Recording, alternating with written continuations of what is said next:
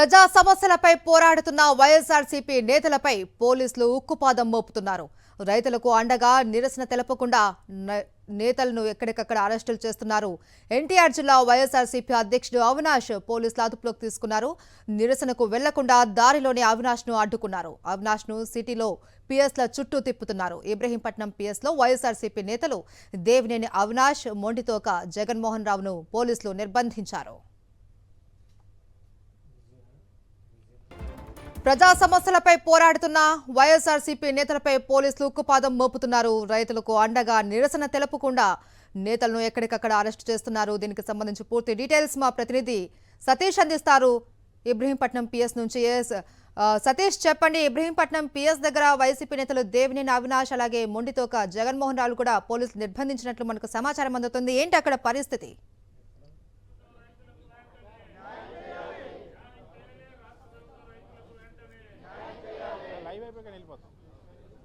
వైఎస్ఆర్ కాంగ్రెస్ పార్టీకి సంబంధించినటువంటి నాయకులందరినీ కూడా విజయవాడ నుండి ఇబ్రహీంపట్నం పోలీస్ స్టేషన్ తీసుకొచ్చిన ద్వారా ఉదయం వాస్తవానికి అన్ని జిల్లాల్లో వైఎస్ఆర్ కాంగ్రెస్ పార్టీ చేపట్టినటువంటి నిరసనలకు ఆ పిలుపుగా వైఎస్ఆర్ కాంగ్రెస్ పార్టీ ఎన్టీఆర్ జిల్లాకు సంబంధించినటువంటి నాయకులందరూ కూడా ఎన్టీఆర్ జిల్లా కలెక్టరేట్ వద్ద నిరసన తెలిపేటువంటి ప్రయత్నం చేసిన పోలీసులు అడ్డుకున్నారు. మనతో పాటు వైఎస్ఆర్ కాంగ్రెస్ పార్టీ నాయకులు ఇబ్రహీంపట్నం పోలీస్ స్టేషన్లో ఉన్నటువంటి నాయకులు అంటూ ఉన్నారు. ఇవాళ మిమ్మల్ని ఎందుకు ఇక్కడికి తీసుకొచ్చారు? వాస్తవానికి మీరు శాంతియుతంగా నిరసన తెలిపితే పోలీసులు ఎందుకు అబ్జెక్ట్ చేశారు? ఈరోజు అన్యాయంగా రైతుల సమస్యల మీద ఇప్పుడు గారు చూడండి, మీడియా వాళ్ళని గారు ఈరోజు పోలీసు వాళ్ళు అడ్డుకుని వెనక్కి తీసుకెళ్లే ప్రయత్నం.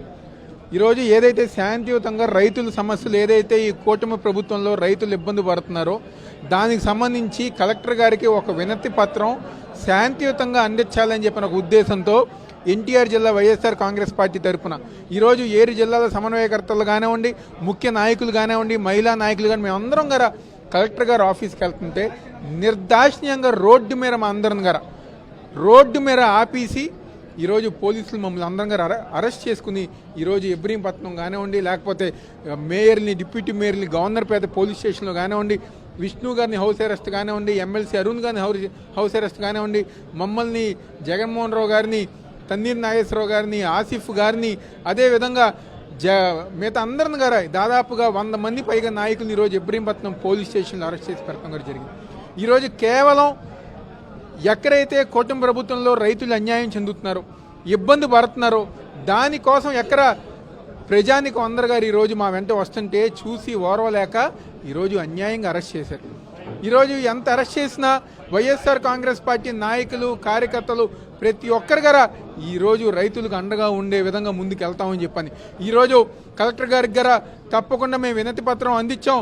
రాబోయే రోజుల్లో గారా జగన్మోహన్ రెడ్డి గారు ఒక నాయకత్వంలో ఆ వినతి పత్రాలు అన్ని గారు కలెక్టర్ గారికి వెళ్ళి రైతులకు న్యాయం చేసే విధంగా పోరాటం చేస్తాం.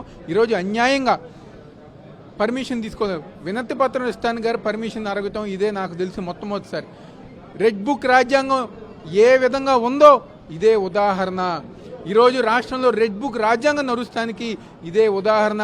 వినతి పత్రం ఇస్తానికి ఏదైతే మా హక్కు ఉందో దానికి గారా పర్మిషన్ అని చెప్పని, అరెస్టులు అని చెప్పని ఈరోజు పోలీస్ స్టేషన్లో కూర్చోబెడతాను. ఈరోజు కూటమి ప్రభుత్వం చంద్రబాబు నాయుడు కానివ్వండి, పవన్ కళ్యాణ్ కానివ్వండి, బీజేపీ పార్టీ కానివ్వండి, వీళ్ళ చేసే అన్యాయాలు, అక్రమాలు, ఏదైతే రైతులు చేసే ద్రోహం ఎన్ని గారా తప్పకుండా రాబోయే రోజుల్లో వైఎస్ఆర్ కాంగ్రెస్ పార్టీ మేము పోరాటం చేస్తాం సందర్భంగా చెప్తున్నాం. ఎందుకు మిమ్మల్ని పోలీసులు అరెస్ట్ చేశారు? ఏం చెప్పారు రీజను? మొత్తం ఎన్టీఆర్ జిల్లాలో ఉన్నటువంటి నాయకులందరినీ కూడా అరెస్ట్ చేస్తూ ఉన్నారు. శాంతియుతంగా కలెక్టర్ రిప్రజెంటేషన్ ఇవ్వడానికి కూడా ఎందుకు అడ్డుకున్నారు? ఈరోజు ప్రజాస్వామ్యబద్ధంగా వైఎస్ఆర్ కాంగ్రెస్ పార్టీ అధ్యక్షులు జగన్మోహన్ రెడ్డి గారి పిలుపు మేరకు, ఆదేశాల మేరకు రైతుల పక్షాన్ని నిలబడాల్సిన సమయం వచ్చింది అని చెప్పి ఆందోళన కార్యక్రమం, ఒక రిప్రజెంటేషన్ ఇచ్చే కార్యక్రమం ఈరోజు ముందుగానే తేదీని ప్రకటించి ప్రతి కలెక్టరేట్లు ఇవ్వడానికి మేము వెళ్తుండగా మా ఇళ్లకు వచ్చి హౌస్ అరెస్టులు చేసి మీరు ఆందోళన చేయడానికి వీల్లేదు, మీరు వినతిపత్రం ఇవ్వడానికి వీల్లేదు, మీరు బయటికి వెళ్ళడానికి వీల్లేదని చెప్పి హౌస్ అరెస్టులు చేస్తున్నారు. అయినప్పటికీ కూడా హౌస్ అరెస్ట్ చేసినప్పటికీ కూడా మేము తప్పించుకొని ఏమైనా సరే రైతుల పక్షాన్ని పోరాడాలని చెప్పి బైకుల మీద గోడలు దూకి ఈరోజు కలెక్టర్ ఆఫీస్కి వెళ్ళి వినతిపత్రాన్ని ఇవ్వాల్సిన పరిస్థితిలో ఉందంటే ఎటువంటి రాజ్యం ఈరోజు ఈ దేశంలో, ఈ రాష్ట్రంలో జరుగుతుంది. ఇటువంటి వినతి పత్రానికి వెళ్తే ఈ ప్రజాస్వామ్యంలో ఆంధ్రప్రదేశ్లో ఎప్పుడూ కూడా కలెక్టర్ ఆఫీస్కి తాళం వేసిన సంఘటనలు లేవు. కలెక్టర్ ఆఫీసులో తాళం వేశారు, గేట్లకు తాళం వేశారు. ఒక స్టాఫ్ లేరు, ఒక కలెక్టర్ లేడు, ఒక సబ్ కలెక్టర్ లేడు, ఒక జాయింట్ కలెక్టర్ లేరు, ఎవరు లేరు. ఎవరు వచ్చి వినతి పత్రం ఇచ్చినా తీసుకోవద్దని చేస్తాం. అయినప్పటికీ కూడా రైతుల పక్షాన ఈరోజు మేము పోరాడతాం.